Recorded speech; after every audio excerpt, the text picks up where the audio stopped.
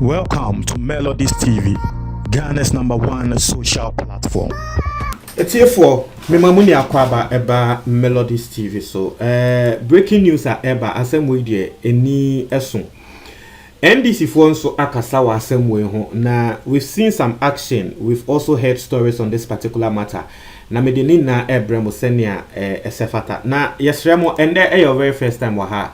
Subscribe na click notification once ebeka. Young consem ni mo. Now, Assembly de the tentini ni tietie mu ane se the Customs Division of the Ghana Revenue Authority. Wamo achi consignment bia etio beya 436. Yes, pistols 436 will be Accra efi amanone wodi ra Ghana illegally. Yes, illegally. Yachi sa etio we se ni bakoni di ra Ghana through Tema Port. Just a container and I would intio way a gugumwa etie for enye easy. Now this is not the first time Assembly AC somewhere around last year, last 2 years no. Yet say in same say and also intio no eyade ana e ha adwen ye pan ti no we nso eba no eyade bia nkofu bebre na e tre wo mo adwen e wo so, especially the NDC, because they feel say no they almost feel said that be in Yamabe Eshashasi and almost release this statement. Now, after they release the statement, there's an update on that particular story. Media no so ebe bremo. Now, it's here for saying ya police for a see a chase and crofo way. Now, allegedly, na in Yamano Eya Debia egu a year 1x20 footer container. Na Eya dia will be a kra abagana as personal effects. You can say personal effect and a personal belongings are not just say adebia ni pakuni hu ni say onane household in Yama wakra. Don't say normally in Crawford cra household goods if you man on neighbor Ghana either say wo mo beton wana Yama nti yes an Yama ni bi e na na yenim say nipa no akra wode ba nti ye bi e container no e na wo mo hu say box baako etio baako nti etio baako kra no mo hu ye e wo box baako mu e hwa na officials no mu yem show mu say hey asem we die nte hwa na BN94 ebe mu ebe ye investigation na BN94 be ye investigation no na afei asem no nkrofo epe echi akwan nkrofo pe say hey say ene ko nti BN94 investigation enimu no mu hu say container no etio egum say chim ena nipa kono wa sheda the household in Yama akatakata so akwa ese na nsen Tema Port wa wobi ye na adwen say wo de ehitire wo kra ehitire abagana wo de cocaine bebre egu mu saa pepepe na we nso te o de Nyama o ase o kra Nyama abagana wo ba beton ana bibi etio ene Nyama egugum ehwo ena police wo hu say da bi container na aba no nipa kwa container na ye ne de ne Felix Wallace nti ehwa no mudi kan ko chase Felix Wallace nti BN94 be mu no na afei ase ensem no yenhu eniso kakra yenhu so asem no kwa kowie sei na afei Ghana de asemba na se yenhu eniso na yeyese ye de ko police station pe ngrofo be sha so mekasa se na aban panyufo bi sha ase chese sa na hu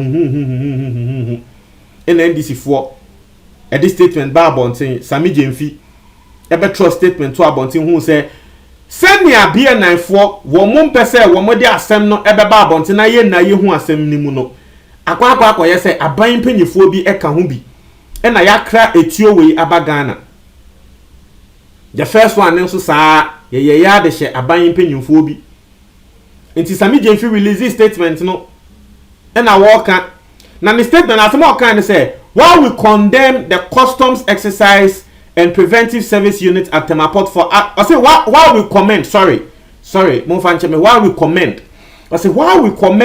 the customs exercise and preventive service unit at Tema Port for acting swiftly to impound this consignment, we demand that they update the nation on this worrying development in the spirit of transparency.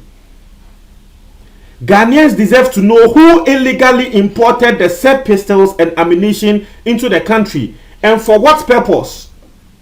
More importantly, Ghanaians deserve to know the identity of the so-called big men who are pulling strings behind the scenes to get the consignment released. Not just as immediately allege say asem na buy a port for customs for chiwe no mpanyifo bi akwa hyehyɛ ase abo mo pese consignment etuo no ye release ti sa immediately say e was say customs for ba bon te be bo sa mpanyifo ni din.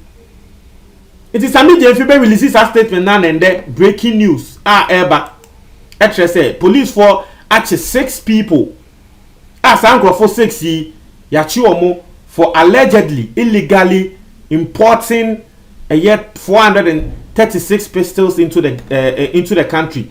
Into ko City FM a wo article a wo atro da ho sisia eba na mami read the article no baby nche wo say the Marine Police Unit in Tema have picked up 6 people in connection with an alleged attempt to illegally import arms and ammunition into the country from Turkey.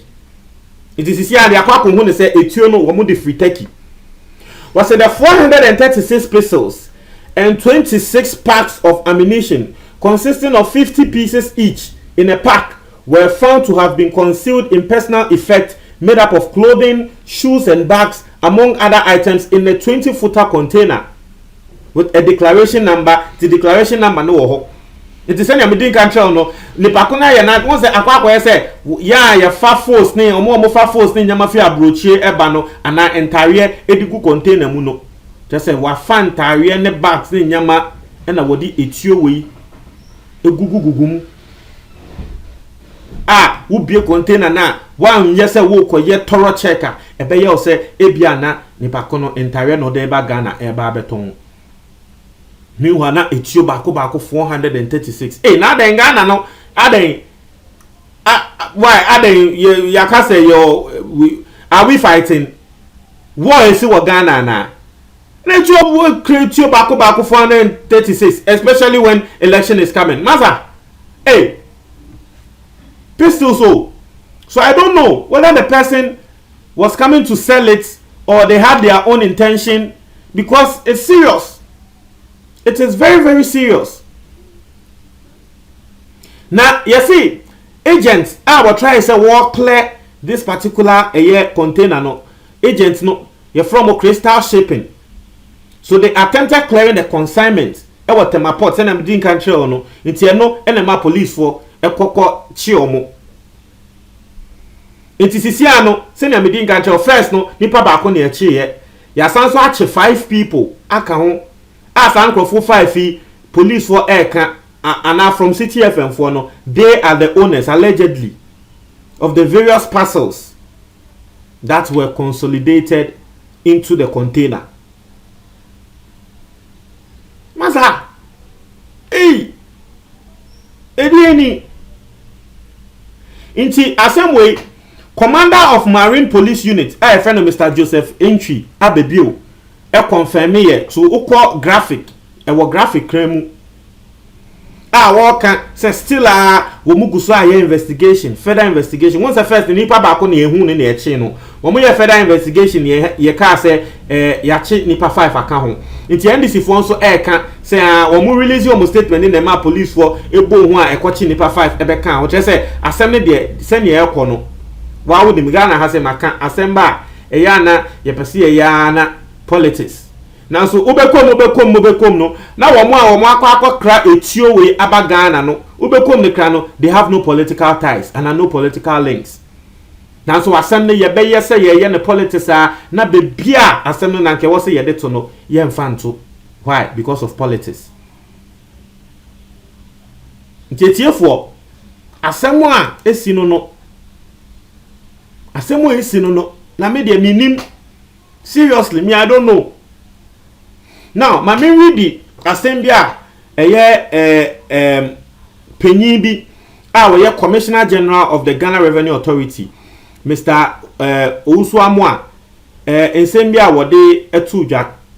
Was say for now, I can't say whether the importers had the necessary licenses permitting them to undertake the importation of the arms, since our officers at the ports did not find any documentation covering the gun. It has somehow work on no.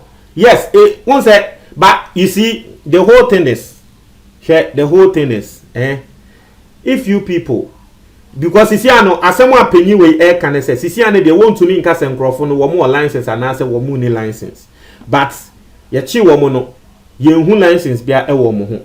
But the whole thing is say unim say wo kra etuo abaga na mu na say wo license a wo, and it is statement like this and a man nkrofo air can say oh by this time impenyufo bi she etuo, because unim say wo kra etuo abaga na wo license a unfa nko frantare mu what they buy any the way you nim na what they buy ni ehun say yes etuo nko na what they buy na no we show documentation na e say yes what they buy for ebia security reasons, so they be man Ghana police and bibi no obi ehun say yes, but so they akwa friend nyama say omo check initially no license na fe ye be ka say oh for now na there yes we didn't see them with license, but for now no yen to me ntria obi teenage be ka say ah and there ye ka say mpanyufo bi shechi na be ka say ne kre mi hwa na ebia ne sa na te